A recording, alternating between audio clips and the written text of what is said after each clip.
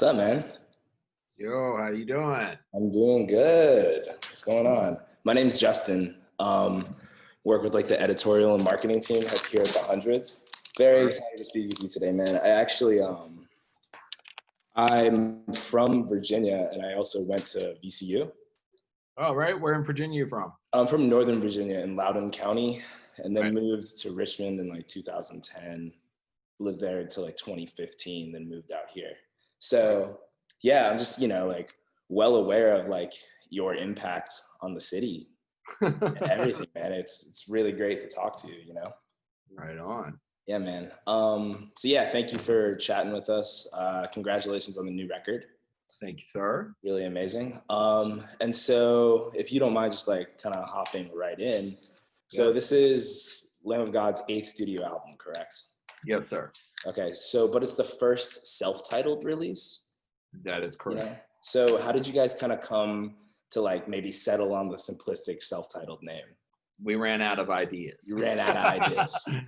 No, the idea of having a self-titled album, we've kicked it around for the last 2 or 3 records, I guess.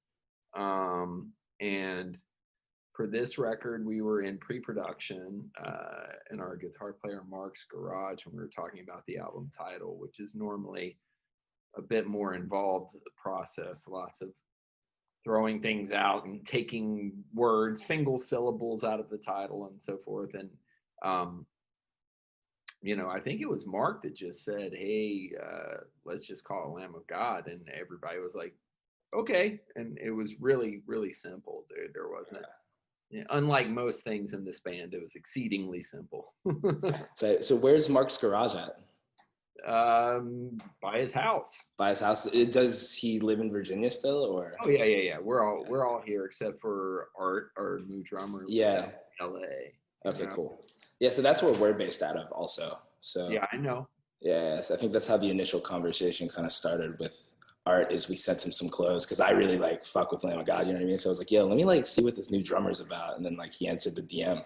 Yeah, he's into all that streetwear stuff. I have a little I own some play clothes. Which is owned, of course, by Clips because I got to represent Virginia. I'm originally from Tidewater, and I loosely know those guys. But yeah, Art runs his sort of clothing company, Base Lords, and he actually recommended Bobby's book to me. Mm-hmm. Like, oh, you got to read this book. This is not a T-shirt. And so I got that, and it turns out that Bobby and I share an agent, not an editor. I'm sorry, an agent. Our literary agent is the same guy. So I'm familiar with the 100 story. And okay, wait. So just to kind of track back a second ago, you said you're homies with the Clips. Yeah, I know. Yeah. I know No Malice. Formerly Malice, and we met them. Mark and I actually met them in Norway on a festival one time. And Pusha, I still keep up with No Malice mostly via social media. And Pusha, we know who each other are. I reviewed one of his records a while back, and it was a good review, but also critical. And he was just like, he's like, that's a really good review. So, I wouldn't say we're tight or anything, but but a huge, we're big Clips fans. And, I like their clothes too. Yeah. What's some other Virginia music you really like? Oh man. There's right now, out of Richmond, there's a really good hardcore band called Division of Mind. That I would encourage everybody to check out. Super smart. They put out a self-titled LP a while ago. There's also Mutually Assured Destruction from here. It's interesting when people ask me that question. I'm like, I'm on the spot, and then when I'm off the interview, I know you're like 1,000 bands. Yeah, exactly. Yeah, for sure. So just kind of like maybe talking a little bit more about Richmond. So you named 2 metal bands. So how is bands?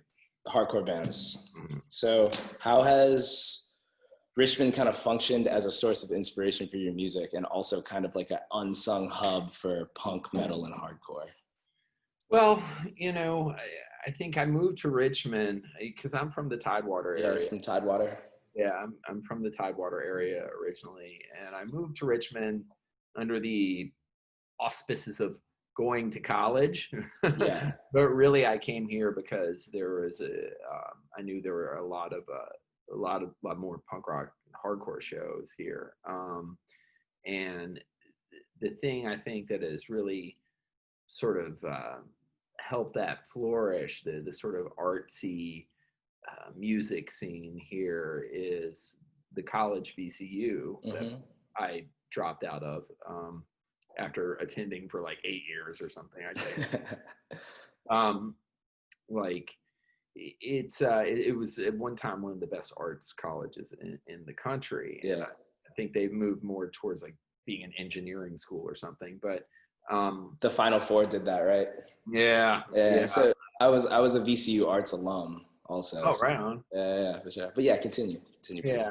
but that sort of, it was sort of a nucleus of built around VCU, and there used to be way more venues and all this other stuff, and then VCU has bought up all of Gray Street where all the independent businesses were. And so are you talking like Twisters era? Oh yeah, and before that, like I moved here in '89. So was Nancy Reagan still? It was Twisters when it was Twisters there. Okay. Twisters, and then there was Metro and Rockets and Jade Elephant, and Gray Street itself was really an amazing, like, several blocks, because there was like, a dance club, even a metal club called Newgate Prison that I never went to because it was mostly like hair metal shit, and a bunch of different venues doing like doing punk and hardcore and weird underground shows. So, and there were just house parties all up and down Gray Street where there were live bands all the time. So I came here to do this college thing, but really to go to shows, and that's what happened, as my academic record can attest.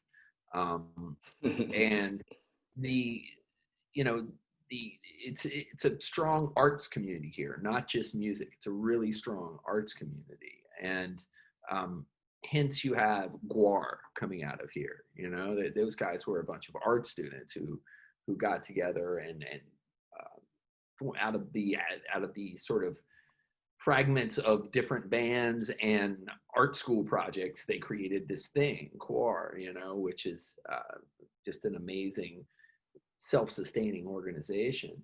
So that's the thing about it. It's like there's this community here, Richmond, and in the music community, it's really diverse. It's because I'm friends with people who are in salsa bands, people who've done country bands, people who do rock bands, metal, hardcore, punk, and it's a big enough city so that there is a lot of diversity within the music scene, and the caliber of musicianship is very high here.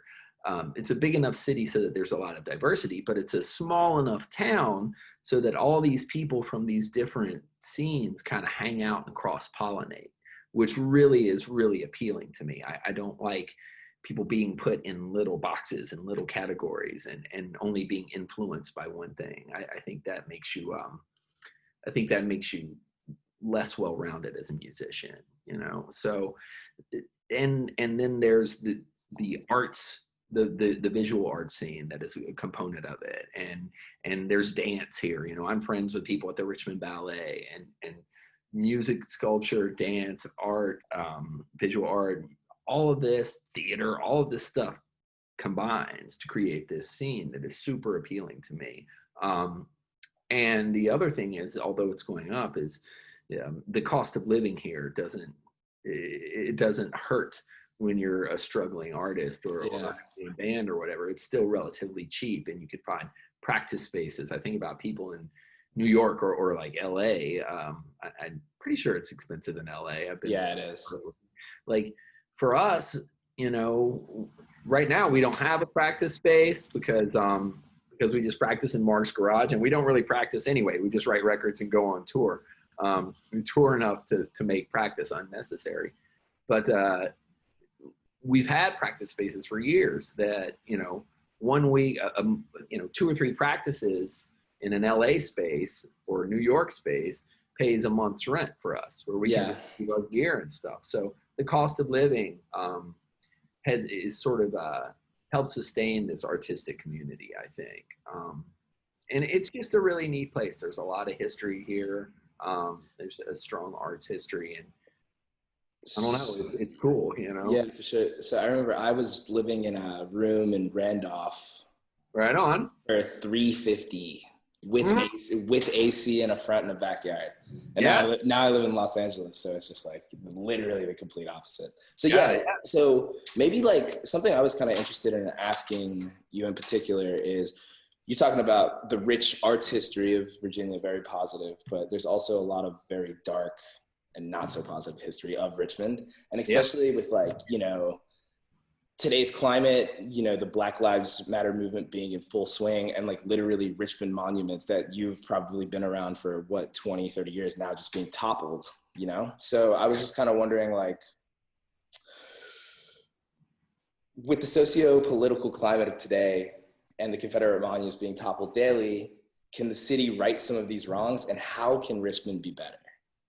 Well, I think, you know, I think it's important to, you know, you lived here. Mm-hmm. And, you know, I was out at the monuments yesterday. I'm a photographer as well. I've been shooting and documenting some of the protests cautiously, because we are still in the middle of a pandemic. That hasn't gone away yet.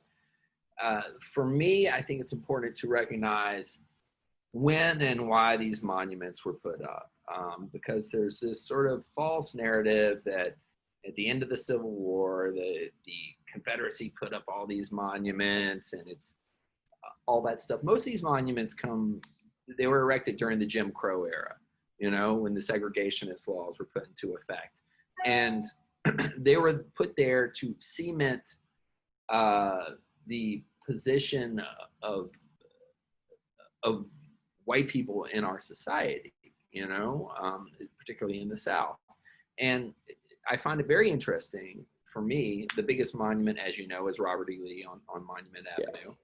That Robert E. Lee himself was very against erecting such monuments. On several different occasions, he spoke against it. He's like, I think we should try to endeavor to remove these reminders of civil strife so that people can heal.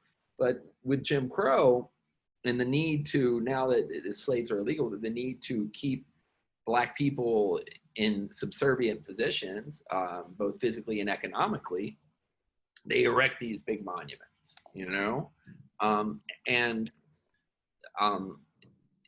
It's a hot button topic here, and you'll have to forgive me for speaking very cautiously on this, because of course, a touchy topic, and I want to come across concisely and precisely about how I feel about these things. These monuments are maintained. The tax dollars pay for lighting them. They pay for the upkeep. They pay for the police right now that are protecting them. That's people's tax dollars. And Richmond is a majority, it's not a huge majority, but a majority African-American community, right? And so when to a lot of these people in the African-American community, when they see these monuments of these Confederate generals, it's just a reminder of it going back all the way to why the African-American community is here in the first place, which is slavery. Richmond had the second largest slave market in the United States. The first was in New Orleans, you know, and that's down in Shockoe Bottom. There was a slave in 1800 named Gabriel who decided to hatch a revolt.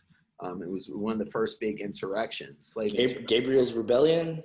Yes. Yes. And that got squashed, I believe, due to weather. But they hung him down in Shockoe Bottom. And the blocks from the hanging gallows were used to build an overpass down there. Like you can still go see them. There's also the African burial ground, which is where the remains of slaves and so forth were just thrown in this massive pit down there and unmarked graves for poor Black people. And the city, right now it's maintained, but there's been talk of putting some sort of convention center or a baseball stadium there. That's been a real hot topic here because, I mean, they're dead slaves down there. There is also Hell's Half Acre, or the Devil's Half Acre, which was Lumpkin Slave Jail, which is down there, which is just a horrific place. So you look at all this history, you know, and you think about the experience of Black people in America. And I'm not speaking for Black people, obviously, as a white dude, but this is just fact. You look at the experience of most Black people in America, and you look at the knowledge that they grow up with, their history. And when I think about my history, I can go to genealogy.com, right? And I can trace my history back to Ireland and Scotland and England, way back, my family name and stuff. For Black people in America, the furthest most of them can go, if they're lucky, is they can find the name of a slave ancestor who had their master's last name, right? That's as far as their history goes. They don't know, most of them, what part of Africa they came from, what language their people spoke, what their real family name was. All of that is just squashed. So they grow up with this knowledge and that they come from slaves. That's all they know. And then they grow up socioeconomically depressed. They're treated like second-class citizens in many ways. And this is a problem, you know? This is a big problem. And it's been going on for 400 years. The stuff that's happening right now, the protests and so forth, is not just about one man in Minnesota getting choked to death. This is a built up thing, and it has been building. So in Richmond, particularly the younger population, they've had enough of this, you know, and it's time. We've talked about putting the statues in context, or maybe adding signs, or all this other stuff. I think particularly the youth today are just like, no, you know, this is a slap in the face. So I believe, it's my personal belief, that the statues should be preserved, not where they are, right? Not where they are, because it's in this glorified position on monument and everybody's tax dollars are paying to take care of them. But I think they should be taken, they're supposed to be put in storage, and maybe it can be in a museum exhibit or something, so people can understand this time. And when I say this time, I'm talking about right now. There's graffiti all over this thing. So you're saying just like taking the graffiti filled, like, oh yes, and so kind of like how the Berlin Wall is displayed in some museums. Absolutely. Exactly. Okay. Absolutely. Yeah, cool. You know, and I've been to the Berlin Wall, and I'm glad that parts of the Berlin Wall are there because it's history. You know, and you know, a lot of people died there. I'm also glad that pieces of Auschwitz are still there because I've been there. And that's a hugely impactful place to go to. I went there by myself on a rainy day, and bits and pieces of it are preserved. It's not glorified. You know what I mean? This is what happened. And taking note of history is exceedingly important so it doesn't repeat itself. So, you know, I am of the opinion these monuments obviously need to be removed from their current position. I wouldn't, if my ancestors were slaves and I had a job and I was paying taxes, I wouldn't want to ride down Monument Avenue and be like, hey, I'm paying to upkeep that, you know? Yeah. It doesn't make any sense. So yesterday there was the Richmond skateboarding community came together. For Go Skate Day was yesterday. We had Skate in Solidarity, and I went at one of our local DIY spots. There's a lot of them in Richmond. That's another cool thing about this place. Down by Texas Beach called Treasure Island. I went and shot a lot of photos, and then everybody skateboarded to session the Jeb Stuart Monument. And I had an appointment, so I had to leave for a while, and then I came back. And when I came back, there were hundreds of people at the Jeb Stuart Monument, which is the first monument on Monument Avenue. Yeah. Stuart Circle, people skating and all that stuff. And eventually some ropes were tied to it. And I don't know, I'm not going to say skateboarders did this or Black Lives Matter people did this, because I don't know. They were trying to pull it down. In come the cops. And out comes the tear gas canisters and the pepper spray and all that stuff. And there's been a bit of that going on here. And it's not the first time I've seen this sort of thing. It's messy, you know, right now is a messy time. But I think it's something that if people keep cognizant, first and foremost, the reason why these things are happening, then I think we're going to come out in a better place on the other side. Yeah. You know, I really. Awesome. Cool. So I guess just to kind of transition back to the record. So, you know, it's the A studio album. You guys have like a history of what, almost 30 years as a band? 20, let's see, what year is it? 2020? 2020. The worst. I mean, I'm in a daze, dude. I can't even remember what day it is. Yeah, me either, man. This COVID is crazy. 2020. So yeah, we've been a band. They formed in the winter of 1994. Okay. I joined in the late summer, early fall of 95. So 25, 26 years, Okay. 25 years with me. Cool. So can you give me just like 2 or 3 milestones and experiences that you think have been like pivotal moments to get Lamb of God where it is today? Whether it be a tour, a festival, a recording session, maybe like a show back in the day that you guys are like, yeah, this is fucking it. Like, this is what we're going to be doing. There's been several. The first one that comes to mind for me on a personal level was playing CBGB for the first time. Sick. What year was that? 99, maybe. So tight, dude. Fuck. Yeah. We were still called Burn the Priest then. Yeah. And I never thought I was going to be a professional musician. That was not my goal in doing this. And none of us, I don't think, ever dreamed that it would become what it is. But, you know, we just wanted to be able to hang with the local Richmond bands. But in the back of my mind, it was always like, ooh, I want to play CBGB one day, you know, because that's the birthplace of punk rock.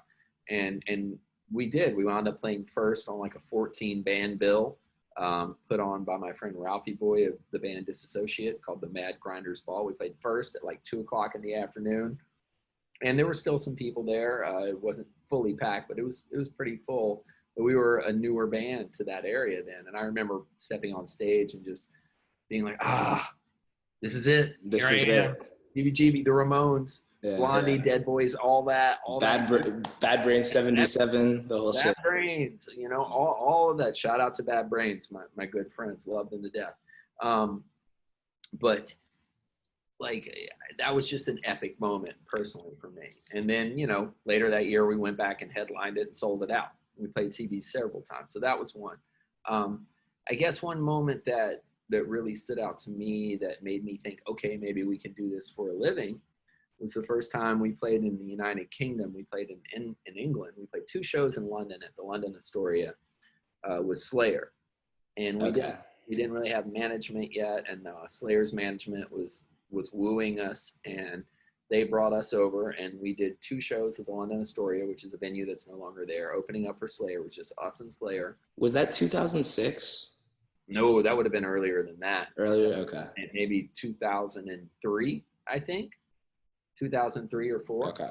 But I remember standing on stage, and it had to be 2003, 2002 maybe. I can't remember. But I remember standing on stage, being in England for the first time, this big venue, and playing, and people were singing songs back. People actually knew our music in England. I was like, whoa. And looking over, and there's Kerry King, and he's on the side of the stage checking us out, and he's got a shot of Jägermeister for me or whatever, because I used to drink. And I was just like, this is crazy. I'm here playing with Slayer in England, you know, and hanging out. It was like, whoa, I could actually maybe pay my cheap, as you know, Richmond rent with this. Mm-hmm. That was another thing. Another time we went to Australia for the first time. never been there, and we had an in-store signing, and I was thinking, maybe 25 people show up. We've never been to Australia before. No, nobody's going to care. We show up and there's a line around the block. I remember there was a dude with a massive Lamb of God chest piece tattoo, and I was like, holy cow, we are as far away from home as it is possible to be, right? And these people dig us. And then Ozfest 2004, the first Ozfest 2004, that was really big. We were one of the headliners on the second stage there, us, Hatebreed, and Slipknot, and playing to really, really big crowds for the first time, really. And it was intense, man. And so, lots of moments. They've all been gradual. So kind of just, you mentioned Hatebreed. So how did you and Jamie figure out that this was the time and place to finally like do something? Well, I've sang on Jamie's solo stuff. Mm-hmm. And Mark Morton, my guitar player, one of our guitar players, has played on his solo stuff, and I'm just really, really good friends with Jamie and the guys in Hatebreed, and have been for years. And I've always kind of wanted him to sing on a Lamb of God record, and just like the self-titled concept, I was just sitting in pre-production with the dudes, and I didn't know what song I wanted him to sing on. Maybe we were texting each other. Jamie sends me ridiculous stuff all the time. Like, yeah. It'll be a picture of like, antelopes, and he's like, I'm really into antelopes lately. Did you know that they can run like however many miles an hour? He's a crazy sick Jamie. He's just out of his mind, and I love him. But I was just sitting there and thinking about him. I was like, hey, let's get Joss to sing on this record. And they're like, okay, cool, because he's family, Him and Chuck Billy from Testament, who also sang on our record, they're family. And it was really simple. I just texted Jamie. I'm like, hey, I want you to sing on this record. Okay. Yeah. Because we're broke. So did you guys record? Where did you guys record the record? I'm sorry, I didn't actually do that. Those guys we did pre-production in Richmond in Mark's garage.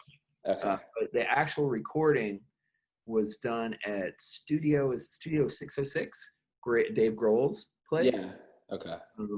Where is that? Is that in the Shenandoahs? It's outside LA. Outside LA. Oh, okay. Yeah. It's got the board from that documentary Sound City or whatever. It's I did rehearsals for another side project I had there for a while. It's a beautiful studio. I didn't wind up recording there. I wound up recording at our producer Josh Wilbur's crib. He's got a little home studio because I don't need much, and big studios cost a lot of money. I always kind of get screwed on the getting to record in the deluxe studio environment. Yeah. I'm kind of last, and they're like, get her done and stick him in the bedroom closet. That's all I really need. Yeah, that's all you need, right? All right, so what's your favorite track on the album? Overall, I think... And why? Basic. Overall, I think the song Reality Bath, because I really like the performance, and it sort of speaks to the unsettled nature of today's world. Do you want to elaborate on that nature? The song starts off, the verses are from like two different perspectives. And one is from that of a little girl who's walking into her school, and she's 8 years old, and she's scared. She's scared she's going to die, because that's a aspect of childhood today in America that I never had to face. Me either, yeah. I didn't, when I went to school, I never thought someone was going to come in there and just start shooting, it's just horrifying. So, and yet we've become so jaded and desensitized by these things that when they occur, it's like thoughts and prayers for whatever city just had their children shot, and thoughts and prayers aren't cutting it. There needs to be something done. And there's a lot of arguments from various factions about this issue, but so far it hasn't stopped. It stopped right now because we're in the middle of a pandemic. There's been no school shootings because the kids aren't in school. But yeah, I was thinking about just how different that was from my childhood, because I grew up out in a little tiny town, a little paper mill town in Tidewater called Franklin, Virginia. And Guys would come to school during hunting season. They would come to school sometimes with deer still in the back of the pickup truck, but they drive their pickup trucks to school with shotguns in the shotgun racks, and it was no big deal. It was like they'd been hunting all morning. So there were guns on school property, not in the building, but in the car, right there in the shotgun rack. And there's been some sort of bizarre shift in our society where people are either students or lunatics from outside schools come in and just start killing kids. And that's about as bad as it gets when you kill children. You can make arguments about different people who put themselves in different positions, getting shot or whatever. You can sort of rationalize that, but there's no rationalization for killing children. Yet that is happening, and that, like the lyrics to the song say, that is the new abnormal. And I don't accept that. And the second verse is taken from the perspective of an old man walking through an area that used to be jungle. And I'm speaking of areas of South America I've been to. I have some friends down there. And the jungle's just burnt to the ground. And the Amazon and places like that, those are the planet's lungs, that in our oceans, but they've been burning. So it's insane to me that we're actively allowing our children to be killed, and that we're destroying the things that provide us with oxygen, and that's the world we live in right now. That's the world we live in. And I think we have to be cognizant of that and do something about it. It's a reality bath, boom, because it's easy enough to get distracted by social media or get mad over political stuff and things like that. It's like, the doomsday clock is ticking. It's time to pay attention. Yeah. It really is. And to sort of put aside the petty things and start looking at the things that matter. So I try not to be a pessimist. I choose to be an optimist. I believe in PMA. Big Bad Brains fan. Yeah, of course.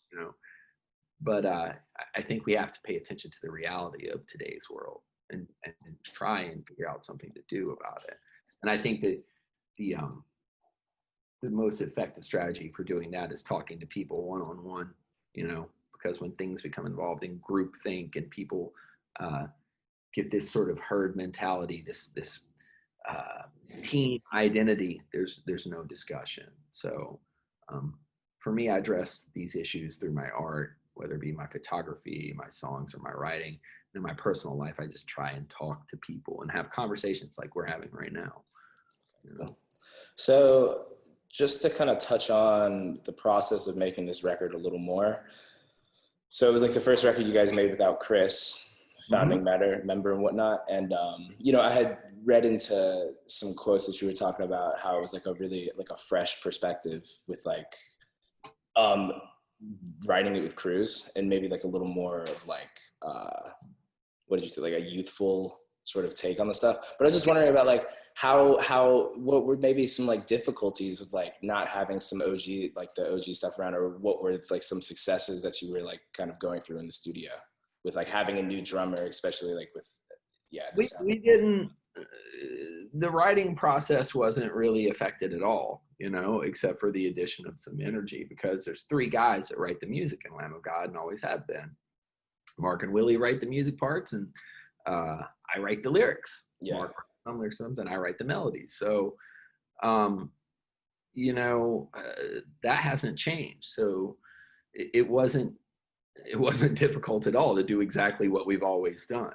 Okay. I think having art there and him bring the perspective of a fan, because he's a big Lamb of God fan since high school, and he's a big Chris Adler fan, and he's the first to tell you that.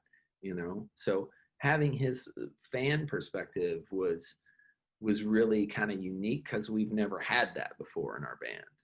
It's always just been us, and he might suggest something and say, like, as a fan, I want to hear that. I want to hear this or that. And we may or may not take that into account, because and I don't mean to sound callous or crappy or cavalier here, but we don't write music for our fans. We write music for five dudes, the dudes in Lamb of God, you know?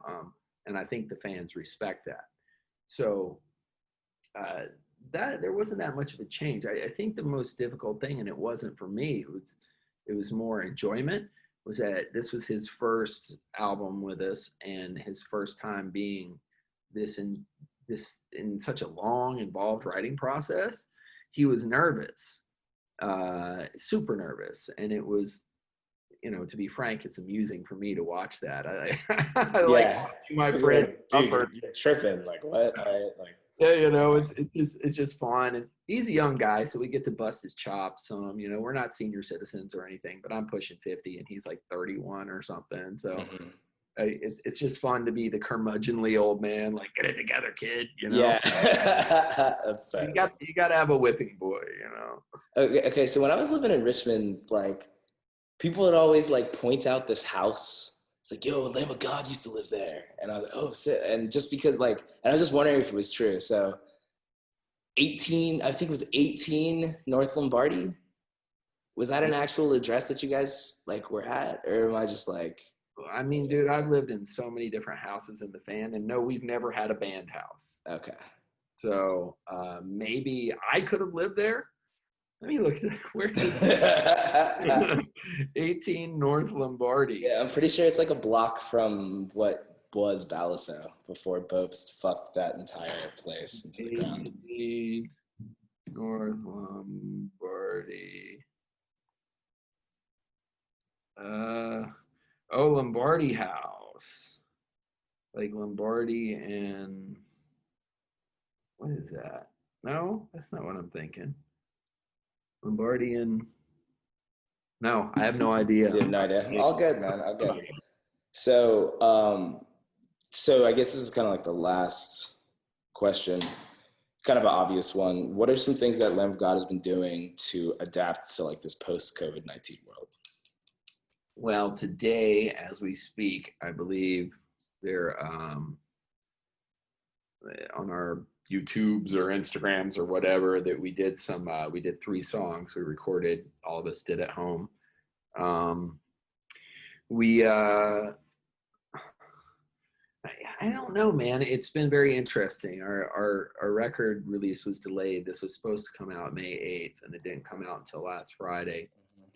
So one thing we were able to do in that in some time was to sign all the CD booklets. So like anybody that pre-ordered a CD booklet gets a signed one by all 5 of us. I personally have done some Instagram sort of live interviews with friends of mine, you know, in various different professions, asking how they're handling this, from mental health professionals to physical fitness professionals and so forth.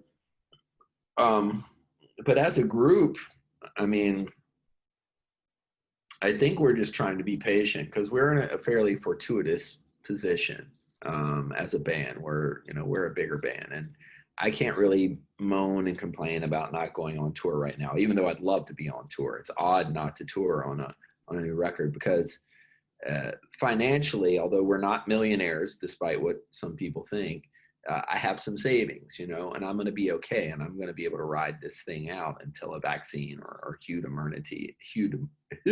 herd immunity is developed. But I feel bad for the younger bands who are really living tour to tour and paycheck to paycheck, who are just getting started. So, you know, for us, we're just kind of hanging in there. And, you know, Mark has been working on some music. I've worked on some music with other projects, trying to stay creative, doing a lot of photography and so forth. But there's really not much to adapt to for us. Either we tour or we don't, you know. And for me, it's much more of a personal thing, trying to stay